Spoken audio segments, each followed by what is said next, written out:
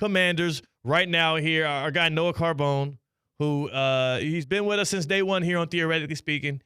He was excited, so excited. He said he was going to pull up on us and talk some crap. Haven't heard from him yet. I think he's a little nervous. But any defense, any coordinator, linebacker, D-line, anybody that is going up against what this Eagles attack is right now should be a word that is beyond nervous. Saquon Barkley against the Commanders, 15 carries, $118 on the ground, 3 touchdowns, including his very first touch that went 60 yards all the way to the house. The Philadelphia Eagles are a buzzsaw, man. They are like what the Ravens are in the NFC. The difference between the Ravens and the Eagles, Barkley has a little more burst than Derrick Henry, and the Ravens probably have the more elite thrower of the football than Lamar Jackson. Outside of that, those two teams mirror each other in a way when it comes to the ways in which they can beat you and the elite defense on the other side that kind of feel unstoppable. Like, the Chiefs are favored. I still am going to likely pick the Chiefs, but what the Eagles have shown us this postseason, I'm a little nervous. Yeah, you should be. I mean, the Eagles look I think the word that I choose to use is overwhelming. Yeah. Because we know the run game is that kind of suffocating, whether it's Saquon or whether it's Hurts tucking it or running on a draw. And then when they choose not to run the football and they choose to use the best man-to-man receiver in the NFL, A.J. Brown, they've done that with ease. And that's not their only target because they have probably a top 5 tight end, and they probably have a top 5, top 10 number 2 receiver in Devontae Smith. A Heisman winner at receiver. That's a really good number 2 in Devontae Smith. All right, how about this then, C-Cat?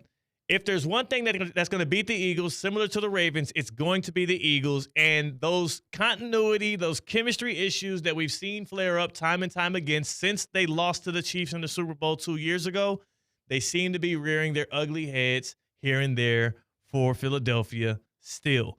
Let's take a listen to Jalen Hurts, who went 20 for 28 on Sunday, 1 touchdown through the air, but he also had 10 carries on the ground, 16 yards, and not 1, not 2, but 3 touchdowns.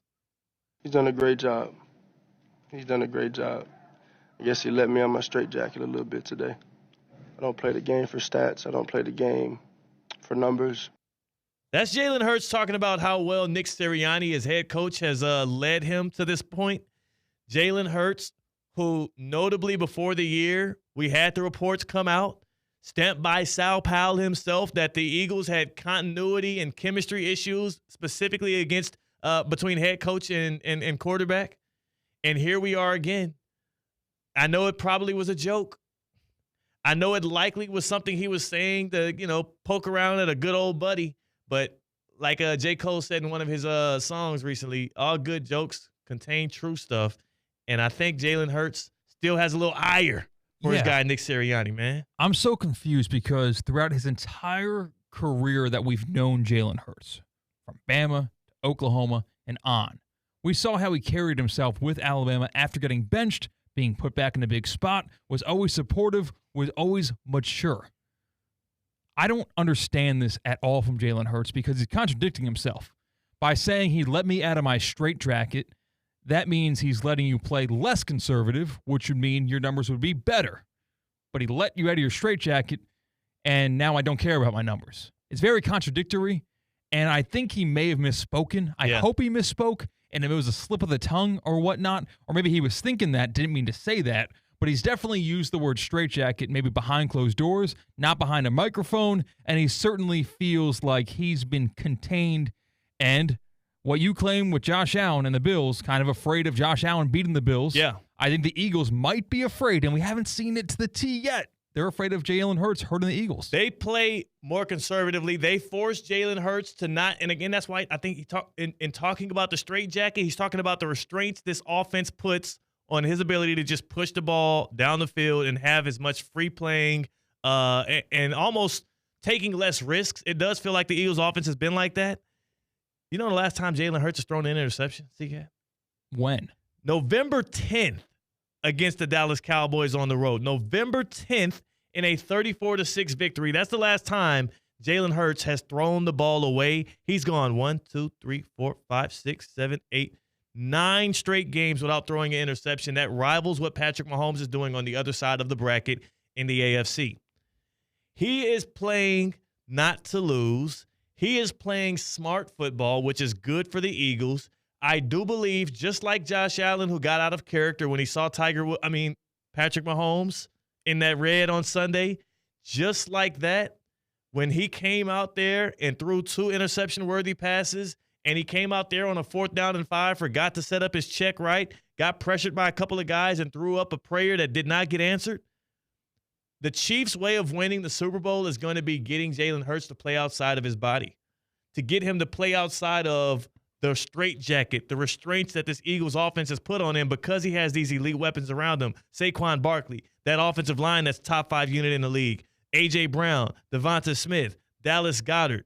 Like, they have all of these elite weapons around him. They want him just to play within the flow of things so they don't turn the ball over. If the Chiefs are going to be able to win this thing, it's going to be similar to what the Commanders were able to do to Jared Goff and the Lions. Get them to turn the ball over. Get them to take some less calculated risks.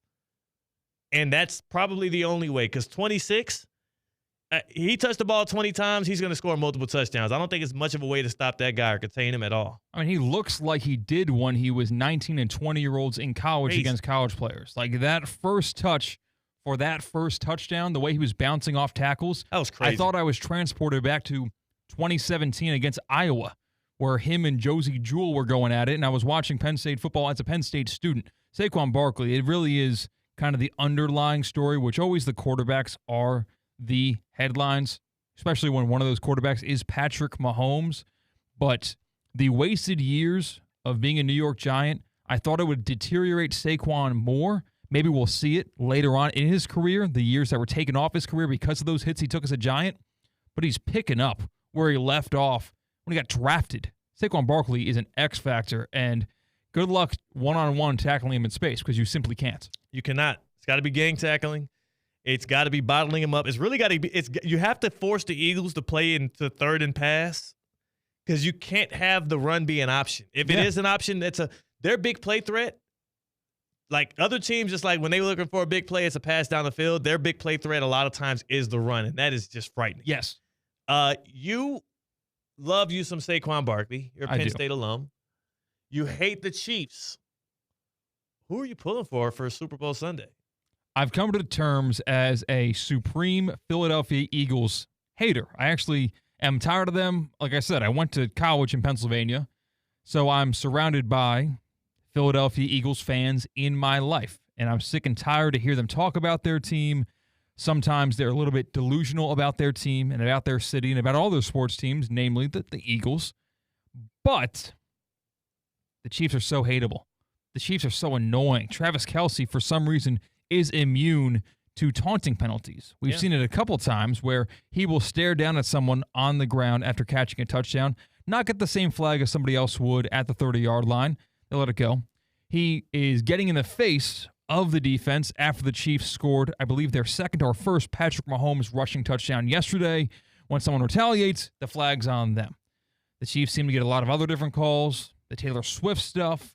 The Swifties in your life that are introduced to football just because of a pop star who is sleeping with one of the players on the team. We don't know if they're sleeping together. We don't know that. Yeah, we don't know that. I don't have proof. They're just dating.